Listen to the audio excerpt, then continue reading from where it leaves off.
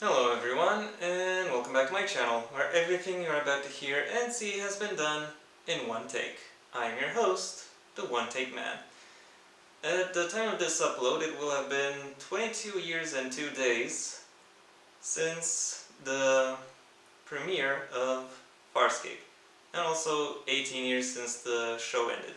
And I wanted to celebrate the opportunity somewhat, or at least do something to mark the occasion.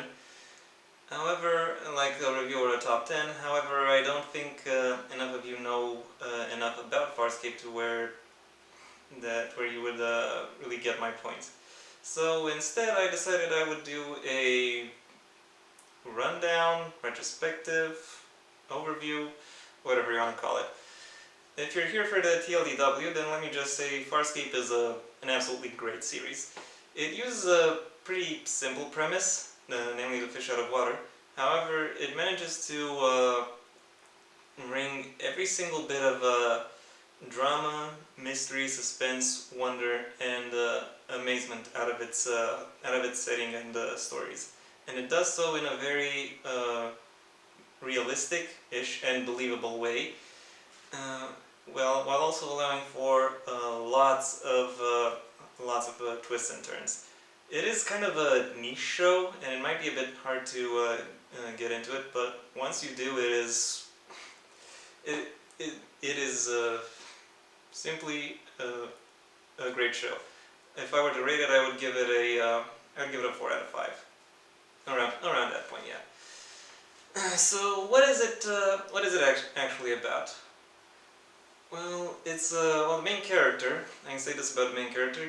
He is an astronaut, and in the premiere episode, he is on. He wants to test his wormhole spacecraft. Uh, he wants to take his wormhole spacecraft on a test flight. And during the test flight, however, instead of dropping out of the wormhole when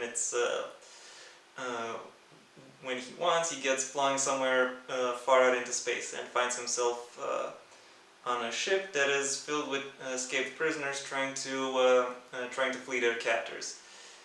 And yeah, that's the basic premise. You have an astronaut from Earth who finds himself among aliens, and on the run from the closest simile to authorities that he can find.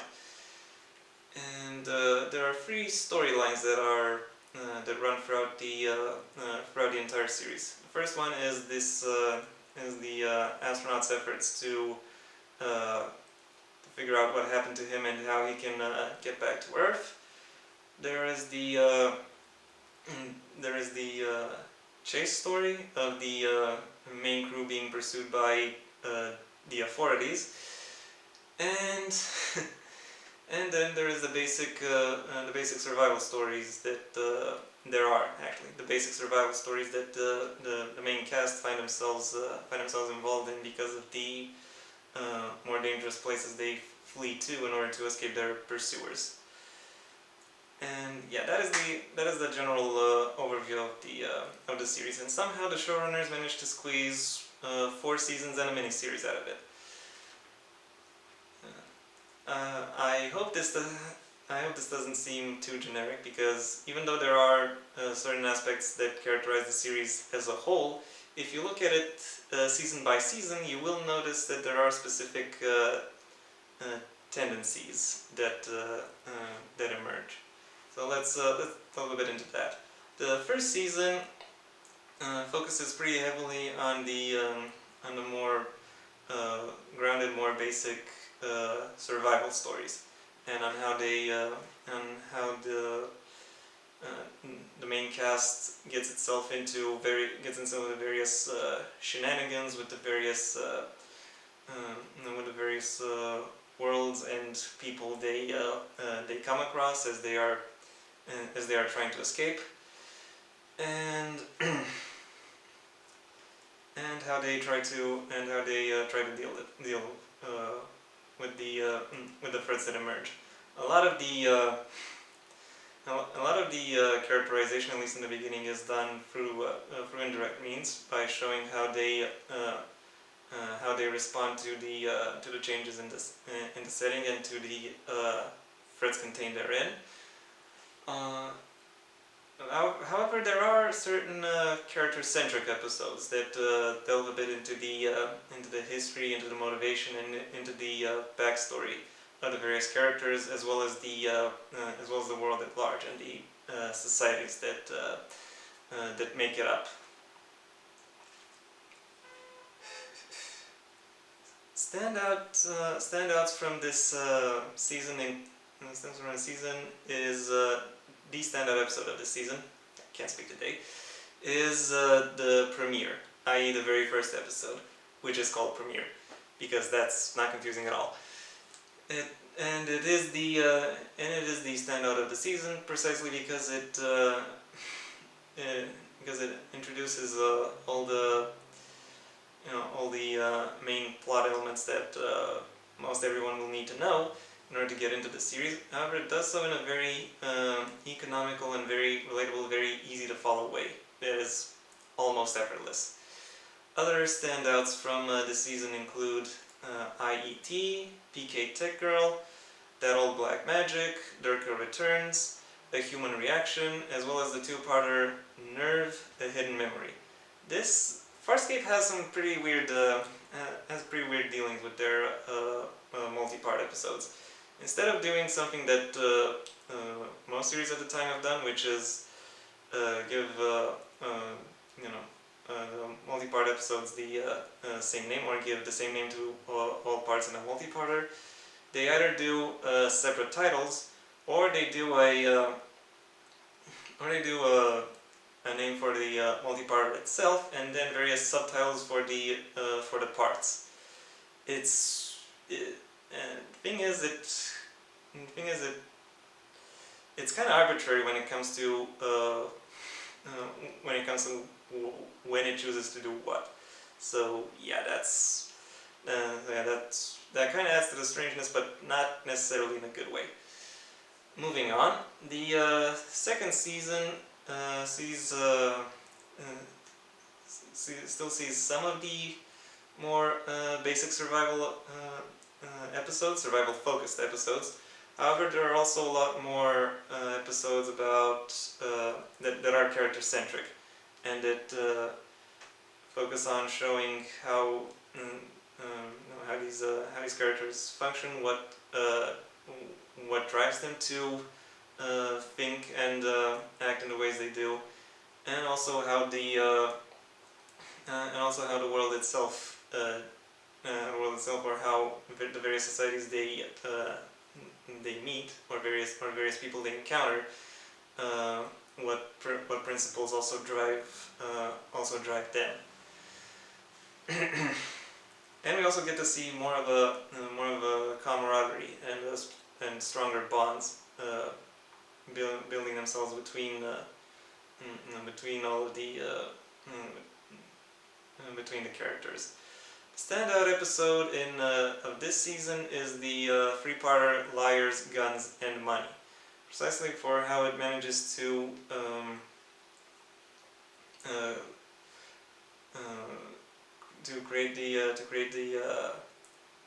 create narrative tension and to enhance the drama, both in terms of the series as a whole, as well as within the actual story that we are following. It is exhausting in the best way possible. Other standout episodes include Crackers Don't Matter, The Way We Weren't, Out of Their Minds, the Look at the Princess three-parter, as well as the Ugly Truth, and probably a bit more. Also, did I mention that this series has awesome titles? Because it really has a whole lot of great titles. The worst thing I could say about the worst of them is that it's still good. Like, it's still it's still interesting. This is not particularly relevant, but it does help with immersion, at least for me. The third season brings the first major wrinkles to the formula. First of all, the main villain of Season 1, who then within Season 2 was something of a reluctant ally, now joins the cast on a more cast of characters on a more permanent basis, the main cast of characters. Also, there is a second ship that the characters have access to, and which also receives a major narrative role. However, I think the most important wrinkle in the new story is the fact that the characters now have a certain level of infamy or reputation within the story, meaning that reputation changes the way they interact with outside entities, and arguably turns them into important actors in the political game of the series that has been built up until this point. The standout episode of this season is Revenging Angel, and I say that kind of reluctantly because Revenging Angel manages to take perhaps the most ridiculous premise that this show has ever had an episode built upon, and it still manages to use it for exploring its characters and for setting up future storylines and ways in which the world works. Other noteworthy episodes from this season include Eat Me, Thanks for Sharing, Relativity, as well as the two-parters Self-Inflicted Wounds, Infinite Possibilities, and Into the Lion's Den. This season also has the episode that many consider the worst in the series, Scratch and Sniff. However, I view it as campy fun, and I have to say I still get a lot of enjoyment out of it. So for what that's worth, I've also mentioned this. The fourth and final season is, I have to say, the most uneven of the entire series. I kind of want to call it a refined return to form, but even then it doesn't actually return to form. Rather, it changes its form in accordance to everything that has been built up so far. And in a ways, the show kind of struggles with adapting its larger setting into its initial form. But overall, I still think the fourth season is absolutely worth it. I'm pretty sure there are some people who think the fourth season is their favorite, and all more power to them. And I could still see where they are coming from, because the fourth season, perhaps more than any other season so far, uses all the backstory and uses all the narrative build-up that this show has exceptionally well. The standout episode in the fourth season is also a three-parter, Unrealized Reality, Kansas, Terra Firma, which sees the main character finally coming back to Earth alongside the rest of the main character cast, and we see these alien characters as they deal with various diplomats, scientists, as well as broadcasters, and how the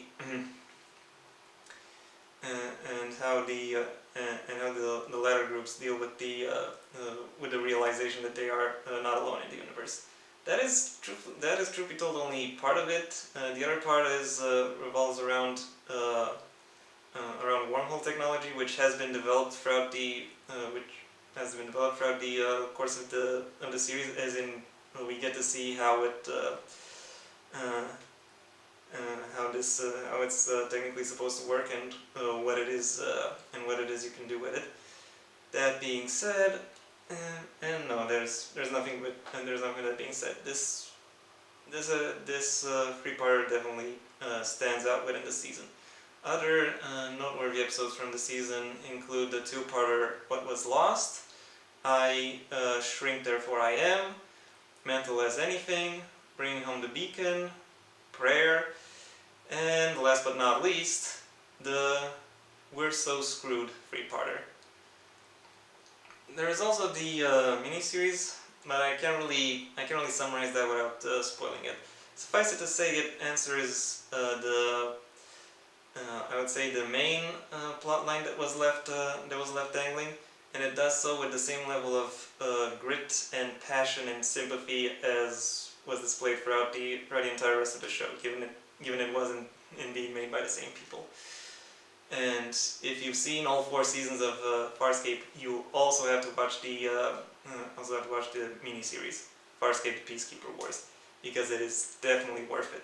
There are also in-continuity comics that deal with other dangling plot threads if you're interested in that. So if you are, then go ahead and check those out too. And yeah, that's not all I could say on Farscape. If you'll notice, I didn't really mention anything about the character arcs themselves, even though there are tons of things I could mention there too. But this video has to end eventually, and I think ending it here is the best point I could end it. If you haven't seen this series yet, then I hope I've whet your appetite and maybe made you at least curious enough to give it a shot. If you have seen it, then I hope I've done it justice, and I hope you will agree to that. Regardless, thank you very much for your attention. If you enjoyed this video, then go ahead and leave a like. If you have anything you'd like to add, even if it's just to cuss my stupid face, the comment section awaits your input. And if you want to see when my next video comes out, then go ahead and subscribe. Maybe also ring the bell or do whatever else YouTube asks of you. Until next time, I have been the One Take Man.